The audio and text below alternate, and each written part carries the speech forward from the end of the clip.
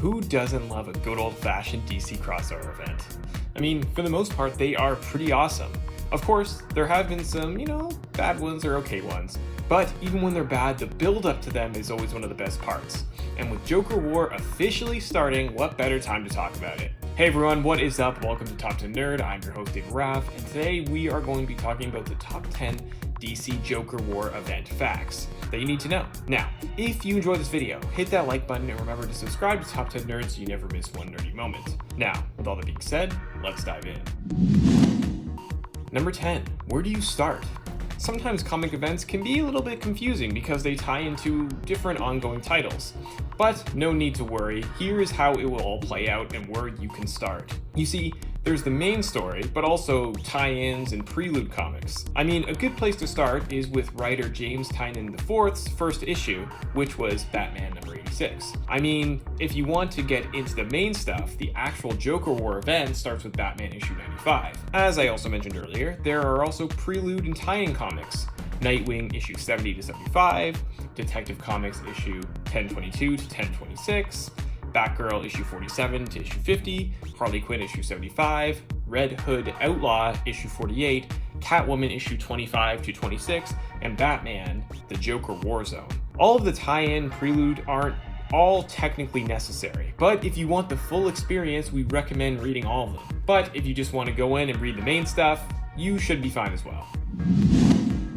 Number 9, connects from City of Bane storyline. The City of Bane storyline really does connect right into the Joker War, and would be a great comic series to read before you dive into Joker War. Bane basically took full control of Gotham, Alfred died, and took Batman out of Gotham City. Like, so many crucial threads of information were sewed into the storyline that will absolutely have an effect for Joker War. Gotham is still trying to recover from the havoc that Bane caused with his mayhem. How will the death of Alfred keep affecting Bruce and the Wayne family going forward into this event?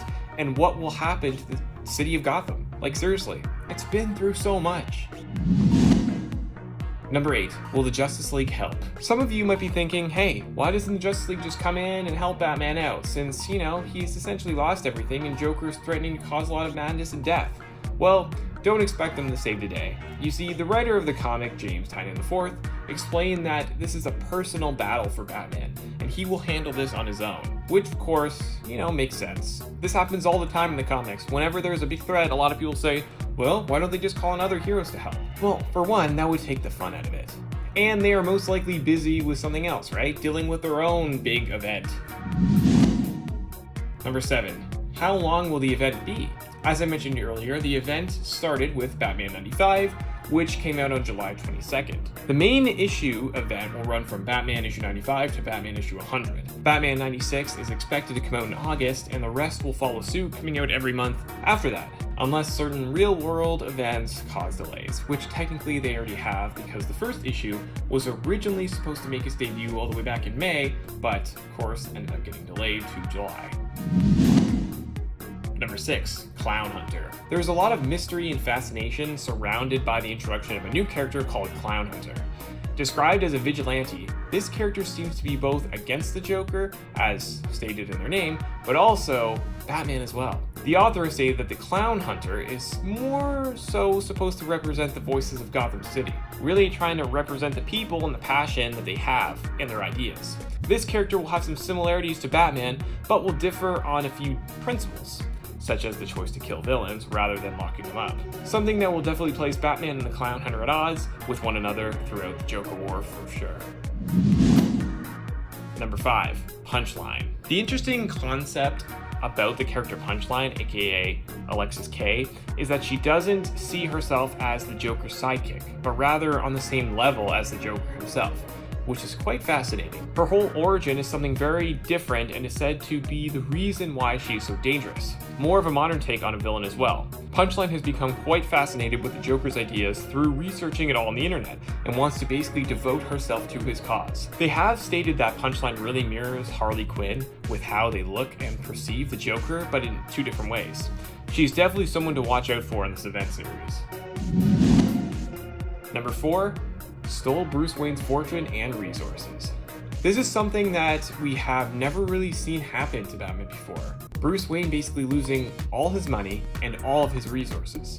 In Joker War, we are going to see how Batman can operate without his wealth and without his resources. That is something we haven't really seen before. It is a very interesting premise that they are playing with for the Joker War. The author of the comic series, James Tynion IV, has stated that he wants to bring Bruce more down to earth and bring it back to, this idea that Batman doesn't really have to be rich to be able to save the day and to save Gotham.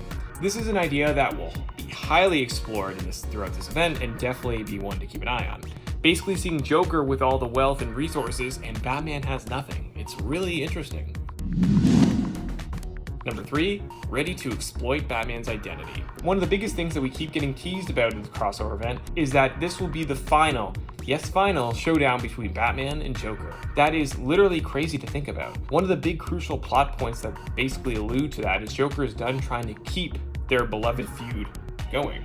He wants it to actually end. That is why he is ready to exploit Bruce Wayne as Batman. Before, he really hasn't cared too much about Batman's alter ego because he cares more so about Batman himself. But this is something new and very different to see from Joker. They've hinted Joker is bored of playing this game with Batman, and now he is ready to conclude this long rivalry between the two of them, and I cannot wait to see how it plays out. Number 2, will Joker win? One of the biggest questions going into this event is, what will happen with Joker? Is this truly the final Batman-Joker battle? I mean, who will win? Will it be Joker, Batman, or will anyone truly come away from this unscathed? I mean, Joker seems to want to end this whole feud once and for all, and if that's true, that means anything can happen, even killing the Dark Knight himself. Now, that probably won't happen, but it's very fun to speculate, and fans around the world are anxiously awaiting to see how this whole Joker war will play out. Number 1, Batman will never be the same. The big thing about any DCY comic event is how it will affect the rest of the DC universe once it ends. And this one promises to be no different. Everyone at DC is teasing that going forward, Batman and the whole DC world for that matter will be very different after this whole thing is done.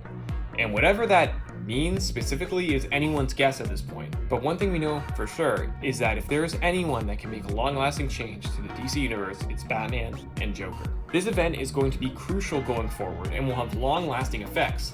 So if you are a DC fan and you don't read Batman, I would recommend picking this one up because it's going to change everything. Alright, there you have it guys, the top 10 DC Joker event facts you need to know. What are you most excited about?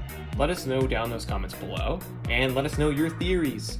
And if you enjoyed this video, hit that like button, and remember to subscribe to Top 10 Nerds so you always know whenever we post a new nerdy video, just like this one. I am your host, Raff, and thank you so much for watching.